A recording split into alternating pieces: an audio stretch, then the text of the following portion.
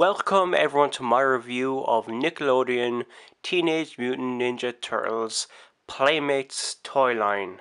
I'm going to review all four turtles together because I got a lot of figures from this toy line and it would take too many videos to kind of go through each one. And I'm the sort of guy that likes to review different things every couple of days. So, I like to review some DC figures, some Marvel figures, Turtle figures. If it's a review of my socks, my underwear, whatever it is, I like to switch around and do different things. The boxes are pretty cool. It really gets the style of the show across through the box, which I like. You got four turtles on the side here. This is actual art from the show. It says Leonardo, king or leader and king of the Katana swords. I thought I was going to say king of the turtles, and I was like, what? That's weird. It's a weird thing to say, king of the turtles. At the back, it shows more figures you can get in the line. Let me see. I've gotten every one of these figures except for the foot soldier, but I should be able to get him during the week. There should be no problem there. At the back, there's a little bio on Leo. It says, Leonardo, hardworking, honorable, and respectful Leonardo is the Turtles' fearless leader. Driven to be the perfect hero, Leo's inexperienced and often rowdy brothers sometimes get in the way of his goal. For Raphael, it says, hothead and sharp side expert. At the back for his bio, it says, tough, quick to act, and hot-tempered. Raphael's a power key ready to explode on unsuspecting enemies everywhere. The biggest of the mutant brothers, Raph has a why sneak around when you can bash some heads instead attitude. Master of the twin size, these are three-pronged blades are the perfect reflection of their owner. Sharp and to the point. Michelangelo, jokester and hard-hitting nunchuck hero. At the back there's a big goofy smile of Michelangelo. He's a character I kind of find annoying at times, but sometimes he has these great one-liners, or he says something that just makes me laugh out loud, and that's what I like about him. Annoying, but sometimes funny. At first I thought he was going to be like the Jar Jar Binks of the show, where I was like, oh man, this guy's going to be so annoying, this interpretation of Michelangelo is going to be unbearable. But he's actually, there's something about him that I love at times. So it says, impulsive, creative, and very social. I thought I was going to say very special. Michelangelo is the heart and soul of the Ninja Turtles. The runt of the litter. He may be the smallest and clear my throat. He may be the smallest of the mutant brothers, but that doesn't make him the weakest, just harder to catch. Enemies beware. Michelangelo is a master of the Kusarigama. Here is Donatello, my favorite turtle from the show, and generally my favorite turtle of overall. I've grown to really admire Donatello. When I was younger, I was a big Raph and Mike fan because I was at that age where I was all about rebelling and trying to be the funny guy all the time.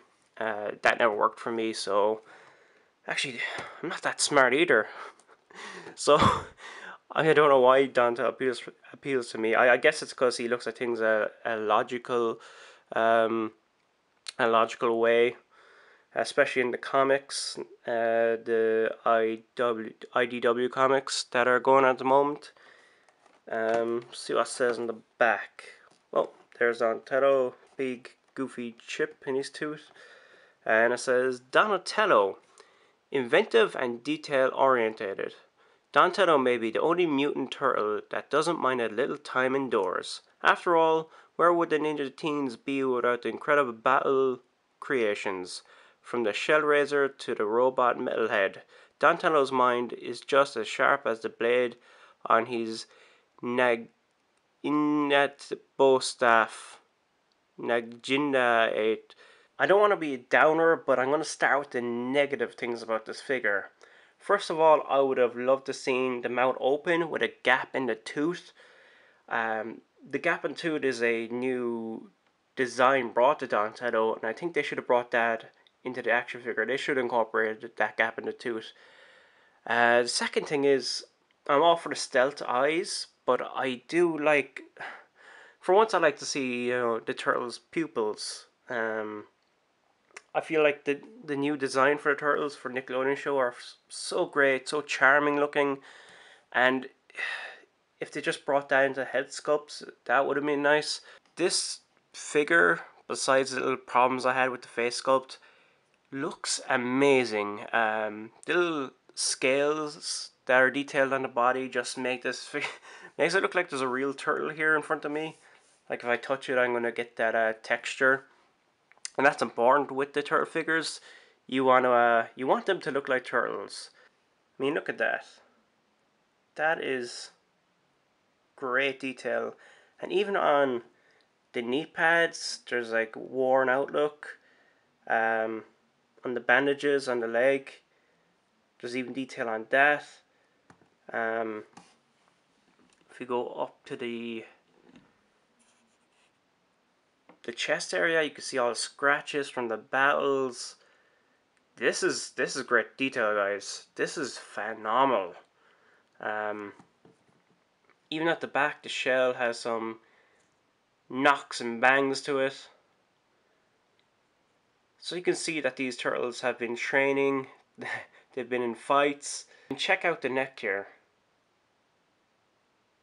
It has all these wrinkles on it, just like a turtle's neck would. Even though I did complain about the head sculpt not having some features, it's still cool, man. It just shows a lot of battle scars. As for the articulation on this figure, the head can move 360 degrees. Can move up and down, left and right. There's nothing stopping this head from moving around. The arm can do a 360 degrees. Well, it can actually. It's hindered by the shell, but can go back this far. And it can go back the opposite side this far.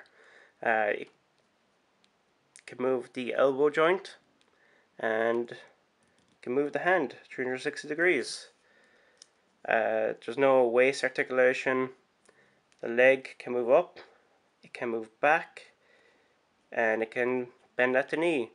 So I do like the articulation on this figure.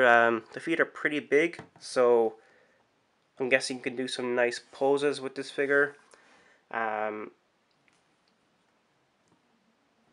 It's nice and sturdy as well, nice and sturdy figure.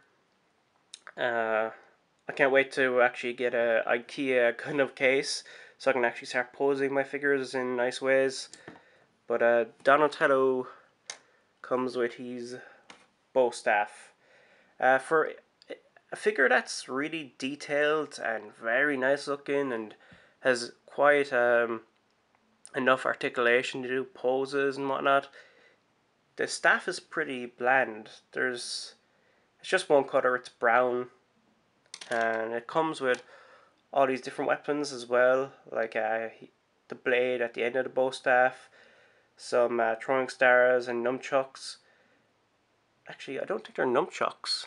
They look like nunchucks, but there's like 3 parts to it. I don't know the name of ninja weapons or anything like that, but they're all the same color, and that's kind of disappointing.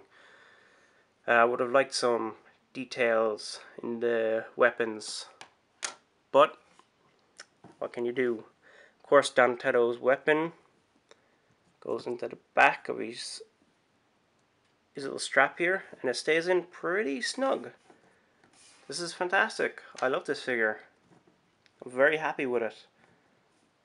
I'd give this Donatello figure 9 fingers out of 10. I'm just taking away 1 because of the I wish it just had the tooth, or at least the pupils. Before I talk about Michelangelo, I just want you to stop and look at something. Do you see what I see? Donatello is taller than Michelangelo. Playmates have gotten the scale of the figures right. Michelangelo is the runt, and Donatello is much taller in the show. That is amazing. There's not enough room to clap, but Playmates, you've blown my mind. I love when toy companies get the scale of the figures right. I'm gonna play the negative game again and just say I wish they added the freckles to Michelangelo's face. Wouldn't have that been great? But I do like the little cheeky smile on Michelangelo here. He's like, yeah, dude, I'm ready for battle. Let's do it. Takes out the nunchuck, swings them around, goes off to bash some heads. I do like that about the smile. Of course, Mikey comes with nunchucks, but there's no detail. I would have liked some silver here, just to make it look like a chain instead of like hot dogs. They look like long sausages stuck together. Like Donatello, he comes with his own set of weapons. I don't know the name of them. Throwing stars. Throwing stars with a different design. I don't know. Please correct me in the comment section below. I don't even know what this is called, but this is a pretty cool weapon. He uses this in the show. I've actually seen him use this, I think, more than the nunchucks so far. But again, there's no color added. It's just plain. The nunchucks are a little difficult to get in and out. Takes a little bit of effort. There we go. As I got the nunchucks into Michelangelo's hand, I bent this upwards to give it like that more of a swinging motion, and already there's a little wear on the plastic. So whatever you do, do not move the nunchucks, because they will wear easily and break.